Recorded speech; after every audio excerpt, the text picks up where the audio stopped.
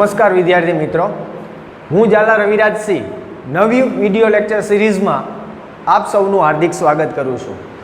ધોરણ 9 વિજ્ઞાનની અંદર પ્રકરણ નંબર 5 ચેપ્ટર નંબર 5 સજીવનો પાયાનો એકમ કોષ એમની આપણે શરૂઆત કરી હતી લાસ્ટ લેક્ચરની અંદર। અને પ્રથમ લેક્ચરની અંદર આપણે સામાન્ય સમજ જોઈ હતી કે કોષ શબ્દ સૌપ્રથમ કયા વૈજ્ઞાનિકે આપ્યો, કેવી રીતે કોષની શોધ થઈ, બરાબર છે, અને દરેક વૈજ્ઞાનિકોનું શું પ્રદાન હતું આના વિશેની સામાન્ય ચર્ચા આપણે લાસ્ટ લેક્ચરમાં કરી હતી। હવે આજે આપણે એવો જ એક ટોપિક વિશે આજે ચર્ચા કરવાની છે, બરાબર છે। આ સેશનની અંદર આજે જે વિશે ભણવાનું છે એ ટોપિકનું નામ છે એક કોષીય સજીવ અને બહુકોષીય સજીવ। આ પૃથ્વી ઉપર જેટલા સજીવો છે એ સજીવોની અંદર જે તમે કહો કે કોઈ એક જ કોષ આધારિત કાર્ય કરતા સજીવો છે, જ્યારે બીજા જે સજીવો જે છે એ એક કરતાં વધારે કોષો ભેગા થઈને એમનું પોતાનું કાર્ય કરે છે। તો એના આધારિત એમનું બે રીતે વર્ગીકરણ કરવામાં આવ્યું છે। અથવા તો તમને એવો પણ પ્રશ્ન પૂછાઈ શકે કે ભાઈ કોષોનું જે સર્જન જે છે એ પૂર્વ અસ્તિત્વ ધરાવતા કોષોમાંથી જ એમનું સર્જન થાય છે, તો તમે આ પ્રશ્નના જવાબના ભાગરૂપે તમે લખી શકો છો, બરાબર છે। હવે એક કોષીય સજીવ અને બહુકોષીય સજીવ એટલે શું, બેયનો તમને તફાવત પણ પૂછાઈ શકે એવો પ્રશ્ન।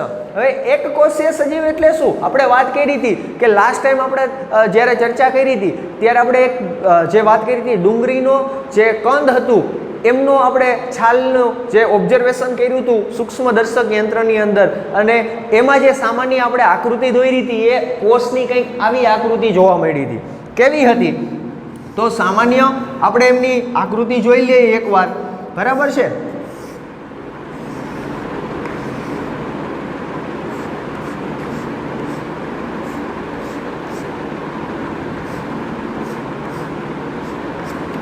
એવા આપણે વાત કરી હતી કે દરેકની અંદર વચ્ચે આવું કંઈક કેન્દ્ર હતું,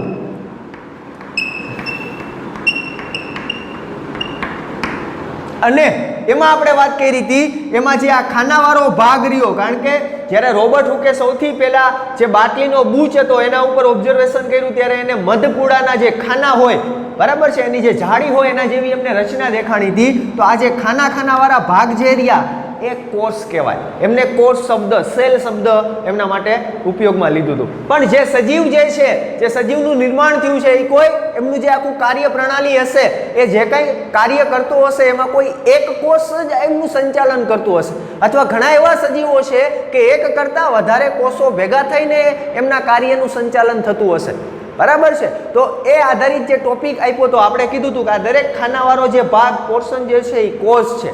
હવે એ એક કોષ જે આપણે ખાનાવાળો ભાગ રહ્યો એમની સમજ એક આકૃતિ મેં અહીંયા ડ્રો કરી છે, જે હમણાં આપણે વિસ્તૃત એના વિશે સમજ મેળવવાની છે, બરાબર। જે આમાં અલગ અલગ ખાના તમને દેખાય છે એમાંથી કોઈ એક ખાના આધારિત આપણે જે વાત કરવાની કે ભાઈ હવે એમાંથી એક કોષ વિશે તમે ડિટેલમાં ભણો તો, ડિટેલમાં અભ્યાસ કરો તો તમને શું જોવા મળે છે, બરાબર, એનું બંધારણ કેવું હશે, એની અંદર કયા ઘટકો આવેલા હશે, જેની હમણાં જ આપણે સામાન્ય સમજૂતી મેળવશું। પણ એ પહેલા જે આપણા પ્રશ્નની વાત કરી એક કોષીય સજીવ અને બહુકોષીય સજીવ, તો ઘણા એવા સજીવો છે કે જે એક જ કોષ દ્વારા એમનું આખું બધું કાર્ય થતું હશે, બરાબર છે, અને જ્યારે બીજા ઘણા એવા પણ સજીવો છે કે એક કરતાં વધારે કોષો ભેગા થશે અને એ કોષો ભેગા થાય અને પેશી અંગ કે જે તમે કહો વિવિધ તંત્રની એની રચના કરશે, અને એ દરેક તંત્ર પેશી કે અંગ એ વિવિધ કાર્યો કરતા જણાશે, બરાબર છે। તો જે બહુકોષીય સજીવ એટલે એવા કોષો કે જેમાં એક કરતાં વધારે કોષ જે હોય એ ભેગા થઈ અને જે તમે કહો એ પેશી અંગ કે જે તંત્રની એની રચના કરે છે અને એને આધારિત વિવિધ કાર્ય થતા હશે, જ્યારે સામે કોઈ એક જ કોષ દ્વારા બધું કાર્ય થતું હશે, બરાબર છે। દાખલા તરીકે એમાં ઉદાહરણ તમને મેં લખ્યા છે કે બેક્ટેરિયા, અમીબા, પેરામિશિયમ, બરાબર છે, ક્લેમિડોમોનાસ, આ દરેક એવા સજીવો છે જે એક કોષીય સજીવ તરીકે ઓળખવામાં આવે છે, કારણ કે એમના આખું શરીરનું જે બંધારણનું જે સ્ટ્રક્ચર હશે, એની જે કાર્ય પ્રણાલી હશે, એની અંદર વિવિધ એના શરીરમાં જે એવી ક્રિયા થતી હશે એ ક્રિયા કોઈ એક જ કોષ દ્વારા થતી હશે, એટલા માટે એને એક કોષીય સજીવ કહેવાય, બરાબર છે। એમની અંદર પેશી અંગ કે એવી કંઈ વસ્તુ નહીં હોય, એમનો અભાવ હશે, બરાબર છે। અને આવા કોષો વિભાજન દ્વારા તેના જેવી જ સંતતિ જે છે એ સર્જે છે. ઇટ મીન્સ એક જ કોષમાંથી એમનું વિભાજન થશે અને નવા એના જેવા અન્ય જે કોષ જે રહ્યા એ ઉત્પન્ન કરશે. એવા સજીવો ઇટ મીન્સ એક કોષીય સજીવ. ફરીથી સજીવો જેનું નિર્માણ થયું હશે એમના જે સૌથી પાયાના એકમ તરીકે કોષ જ હશે, પણ ઘણા કોષ એવા છે કે જે એક જ કોષ આધારિત એમના સજીવના શરીરનું આખું જે કાર્ય સંચાલન થતું હશે. જ્યારે ઘણા એવા સજીવો છે કે જેમાં એક કરતાં વધારે કોષો ભેગા થશે અને ભેગા થઈ અને જે તમે કહો એ પેશી બનાવશે, એમના શરીરની અંદર વિવિધ અંગોની રચના કરશે કે જેના દ્વારા જે તમે કહો એમનું આખું કાર્ય સંચાલન થશે. બરાબર છે. જેમાં આપણે દરેક ઉદાહરણ એક કોષીય સજીવમાં વાત કરી, બેક્ટેરિયા, અમીબા, પેરામિશિયમ. બરાબર છે. એવી રીતે તમને કોઈ પૂછે કે બહુકોષીય સજીવ કયા, તેમાં વિવિધ પ્રકારની વનસ્પતિનો સમાવેશ કરી શકો, વિવિધ જે તમે કહો પ્રાણીઓનો સમાવેશ કરી શકો. ઇટ મીન્સ વનસ્પતિ કોષ, પ્રાણી કોષ આ દરેકે દરેક એવા છે જે બહુકોષીય સજીવ છે. એમની અંદર એ દરેક સજીવની અંદર એક જ જે કોષ રહ્યા એ એક સાથે ભેગા થશે અને એના દ્વારા પેશીનું નિર્માણ થયું હશે, વિવિધ તંત્રની રચના કરી હશે, વિવિધ અંગની રચના કરી હશે. આ દરેકની અંદર આવી બધી વસ્તુ જોવા મળે, પેશી, અંગને. જ્યારે આવા બધા જે સજીવો હશે એમની અંદર એ જોવા મળશે નહીં. તો આ જે તફાવત હતો એ હતો એક કોષીય સજીવ અને બહુકોષીય સજીવ. બહુકોષી એક જ કોષમાંથી નિર્માણ પામેલા હોય છે. મુખ્ય એનો એક જ કોષ હોય, દરેક કોષો જે છે એ ભેગા થશે અને ભેગા થઈને પછી આવી પેશી, અંગ કે તંત્રની રચના કરશે અને એ દરેકે દરેક જે અંગ હશે, દાખલા તરીકે જઠર, બરાબર છે, જે જઠરનું કામ છે આપણું જે ખોરાકને વલોવવાનું, બરાબર છે. તો આપણે જે આવા દરેક અંદરની જે પેશી તમે કહો એ દરેકે દરેક એવા અંગો બન્યા હશે, એવી પેશી બની હશે જે કંઈક ચોક્કસ કાર્ય કરતા હશે અને એ દરેક પેશી કે અંગનું નિર્માણ એ આવા વિવિધ કોષો ભેગા થઈ અને થયા હશે. અને એવા જે સજીવો હશે એ બહુકોષીય સજીવ, અને એમાં ખાસ કરીને દરેક પ્રાણીઓ એટલે કે પ્રાણી કોષ તમે એમાં સમાવેશ કરી શકો અને વિવિધ વનસ્પતિના કોષ એટલે કે વનસ્પતિ કોષ. હા, વનસ્પતિ કોષ અને પ્રાણી કોષની તમને તુલના કીએ તો ભાઈ એ બેયમાં કંઈક ડિફરન્સ છે, બરાબર છે. એ શું ડિફરન્સ છે એની ચર્ચા અહીંયા તમને કરી છે, હમણાં જ આપણે વાત કરી. મેં લાસ્ટ લેક્ચરમાં એક ડુંગળીનો કોષ જે આપણે એમને ડ્રો કરી હતી, સામાન્ય સમજૂતી આપી હતી કે એને સ્લાઇડ ઉપર ડુંગળીનું જે કંદ હોય એમને રાખી અને એમને જ્યારે સૂક્ષ્મદર્શક યંત્રો દ્વારા જ્યારે એને નિરીક્ષણ કર્યું ત્યારે આવા ખાના, મધપૂડાના જે ખાના હોય નાના નાના, એના જેવી રચના દેખાણી. તો આ દરેક ખાના જે રહ્યા એ કોષ છે, પણ એમાંથી કોઈ એક ખાનાનો એમને વિગતે અભ્યાસ કર્યો જે અહીંયા તમને આખું કોષના ભાગરૂપે આપ્યું છે. આ મેં એક કોષની આકૃતિ દોરી છે, બરાબર છે. હવે તમને એવો પ્રશ્ન જેના વિશે આપણે બહુ ડીપમાં ભણવાનું છે, આના પછીના લેક્ચરની અંદર, નેક્સ્ટ લેક્ચરની અંદર આપણે કોષ શાના બનેલા છે અથવા તો કોષનું સ્ટ્રક્ચર, ઇટ મીન્સ બંધારણ કેવું છે એના વિશે આપણે દરેકે દરેક વિશે ભણવાનું છે, બરાબર. તમને કોઈ પૂછે કે ભાઈ કોષ શેનો બનેલો છે અથવા કોષની અંદર એવા કયા ઘટકો આવેલા છે, તો જોજો કોષની અંદર કોષ કેન્દ્ર, કોષ રસ પટલ અને કોષ દિવાલ, 4 ઘટકો દ્વારા આખો જે કોષ તમે કહો એમનું નિર્માણ થાય છે, બરાબર છે. હવે આ 4 ઘટકો કઈ જગ્યાએ આવેલા છે, એના બંધારણમાં એમની જગ્યા કઈ છે એના વિશે આપણે હમણાં સમજૂતી જોશું. આપણે આ દરેક ખાનાને આપણે કોષ કહેતા હતા, એમાંથી કોઈ એક ખાનાનો આપણે વિગતે અભ્યાસ કરી તો એ દરેક ખાનાની અંદર આ વસ્તુ આવેલી હશે. કોષ કેન્દ્ર હશે, કોષ રસ હશે, કોષ રસ પટલ હશે, કોષ દિવાલ હશે, બરાબર છે. પછી એ વનસ્પતિ કોષ હોય તો ભલે, પ્રાણી કોષ હોય તો ભલે, બરાબર છે. દરેક કોષની અંદર જે તમે કહો એ આવા વિવિધ ઘટકો દ્વારા એ કોષનું નિર્માણ થયું હશે, કોષ બનેલા હશે, બરાબર છે. તો હમણાં જ ચર્ચા કરી કે બહુકોષીય સજીવમાં તમે વનસ્પતિ કોષ ને પ્રાણી કોષ કીધું, તો વનસ્પતિ કોષ ને પ્રાણી કોષ એ બંને બહુકોષીય સજીવ છે એ વાત સાચી, પણ એ બે વચ્ચે પણ અમુક તફાવત છે. વનસ્પતિ કોષની તમે આકૃતિ જુઓ અને પ્રાણી કોષની તમે આકૃતિ જુઓ તો એમાં માઇનો ડિફરન્સ છે, બરાબર છે. અને એ જે ડિફરન્સમાં સૌથી એક અગત્યની વાત આવશે, એ વાત આવશે કોષ દિવાલ, બરાબર છે. જ્યારે વનસ્પતિ કોષ હશે તો વનસ્પતિ કોષની અંદર કોષ દિવાલ આવેલી હશે, જ્યારે પ્રાણી કોષ હશે એમની અંદર કોષ દિવાલ આવેલી હોતી નથી. તમે એમ કહો સાહેબ એ કેવી રીતે? પહેલાં આપણે આખો કોષનું સામાન્ય સમજૂતી જોઈ લે. જે આખી આકૃતિ આપી છે, આ અલગ અલગ ખાના હતા એને કોષ કહેતા, તેમાંથી કોઈ એક ખાનાનો આપણે વિગતે અભ્યાસ કરી તો એક ખાનાની અંદર, એ કોષની અંદર આવા કંઈક ઘટકો આવેલા છે. દરેક ઘટકો ક્યાં છે? જો સૌથી પહેલો ઘટક કોષ કેન્દ્ર ક્યાં આવેલો છે?